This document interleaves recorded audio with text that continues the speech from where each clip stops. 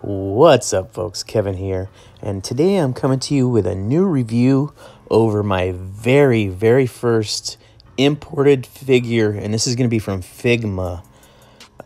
Very first. I'm very excited to finally get it in the mail, and let's go ahead and take it out of the package. And as you can see, we have, I hope I pronounce his name correctly, Saitama. This is One Punch Man.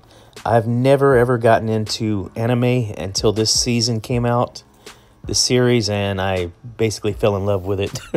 So as I do with a lot of my other collection figures, I want something to represent him in my collection. So I ended up ordering this online. I got a good deal on him. So I have One Punch Man from Figma. It'll be my very first, I don't want to say high-end, but I guess import toy. I have been wanting to get into some of the Mezcos, Revotex, SH Figure Arts. I don't have any other than my kind of cartoon character Mezco. It's not really the same thing. But as you can see, the box has some beautiful artwork on all four sides around. Good shots of One Punch Man. Very good looking. And from the display window, he looks amazing. I'm very happy to have him. So, without further ado, why don't we go ahead and open him up and check him out. You can see here he has the arms that don't have any articulation if you want to display him cross arms. So boom. Here we have, I think for display purposes, he looks amazing. I do like the look of the painted on face because it does look cartoon accurate, to be honest. But it does come with a more sculpted head as well that I like. So very decent looking. You can see he comes with a cape. He has a stand. This may be the best stand I have in my collection because I collect a lot of older stuff that doesn't come with stands. But for displaying, I'm very excited. Here's the head. As you can see, the eyes are sculpted more, and the mouth, it's not just printed on. And he looks like this is when he means business, if you've upset him already, because he's a pretty laid-back guy in the cartoon. Aside from the head, let's go ahead and go through all the accessories first before we get into the character himself. Here's these strange looking cross arms, but I'm sure it'll look good once they're on him. It's when he's just chilling cross-armed. It's kind of interesting. I've never had a figure come with alternate arms that don't articulate before, so. But I do appreciate any extras they put in the box. I'm not exactly sure what this piece is for. If you know, please let me know in the comments. I probably could read instructions or look it up, but I don't do that.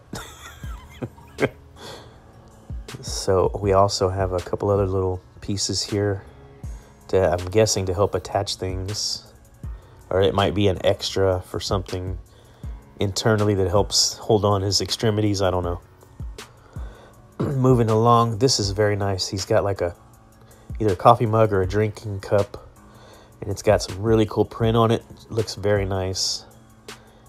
So that's a nice little ad there. Seems like he's a chill guy, so why not? He comes with a slew of extra hands, alternate hands. Here you can see him gripping hands. He's got a hand for his coffee mug, it appears. Let's see if how it fits in. Fits in very well. He holds it nice and snug, so that is definitely a sweet little bonus there. Then he's got his hands, his slap hands. Looks good. I don't know if that is when he's flying or what. And then another gripping hand. He can grip some type of bar if he needs to or whatnot. And these are more relaxed hands. They look good as well. And then he has, of course, the punching hands on him, which he does punch. Let's go ahead and break it down here. Here's the stand. You see it has Figma on it. It's very nice looking. This is a pretty quality stand, in my opinion, just because I don't have any others. So I think it's very nice looking. You can display him flying or in the air.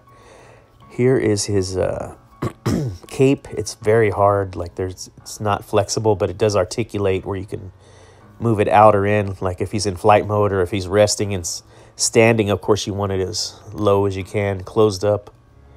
But I like the paint here. I like the sculpt on it. You can see the buttons have got some paint on them. Very cool. All right, so let's get down to the meat and potatoes, which is going to be the figure. There's a lot I do not like about this figure. As you can see, the shoulder, there's big gaps in it there where the arm connects to the body. The head has quite a bit of range because the neck is on a ball from the lower end of the neck and the higher end of the neck where the head attaches. Unfortunately, you can see gaps, which is ugly, but the head has a great range of motion for posing. The arm does as well, but there's just too much gap there for me. I don't like how that hole looks on the side.